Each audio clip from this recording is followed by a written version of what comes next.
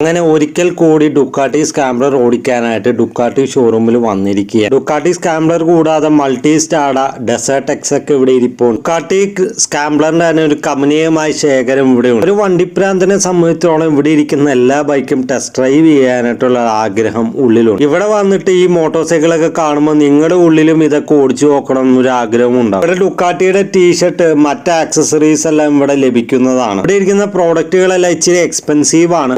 റേറ്റിന് ലഭിക്കണമെങ്കിൽ ഓഫറുകൾ വരണം. നിലവിൽ ഇപ്പോൾ ഈ പ്രോഡക്റ്റുകൾക്കൊന്നും ഓഫറുകൾ ഇല്ല. കയ്യിലുള്ള വണ്ടി ഡുക്കാട്ടി സ്കാംബ്ലർ ആണ്. ഇന്ന് എന്റെ കയ്യിലുള്ള വണ്ടി ഡുക്കാട്ടി സ്കാംബ്ലർ ആണ്.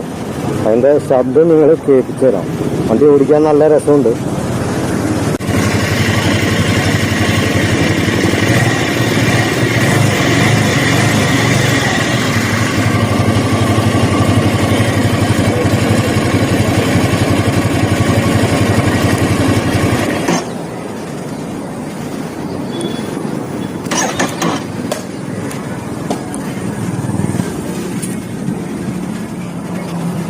സൗണ്ട് എല്ലാവർക്കും ഇഷ്ടപ്പെട്ടു എന്ന് ഉദ്ദേശിക്കുന്നു. ഡിസൈനിൽ കാര്യമായ വ്യത്യാസമൊന്നും നൽകിയിട്ടില്ല. ഇതിൽ നൽകിയിരിക്കുന്ന സ്റ്റിക്കർ വർക്കിലൂടെ ഈ മോട്ടോർ സൈക്കിളിന് ഒരു ക്ലാസിക് ഡിസൈൻ നൽകിയിട്ടുണ്ട്. ഫ്രണ്ടിലെ ഹെഡ്ലൈറ്റിലും കാര്യമായ വ്യത്യാസമൊന്നും നൽകിയിട്ടില്ല. ഹെഡ്ലൈറ്റിലെ ഏക വ്യത്യാസമായ എക്സ് ഡിസൈൻ ആണ്. എനിക്ക് എന്തായാലും ഇഷ്ടപ്പെട്ടില്ല. മൊത്തത്തിലൊന്ന് വണ്ടി കാണിച്ചു തരാം.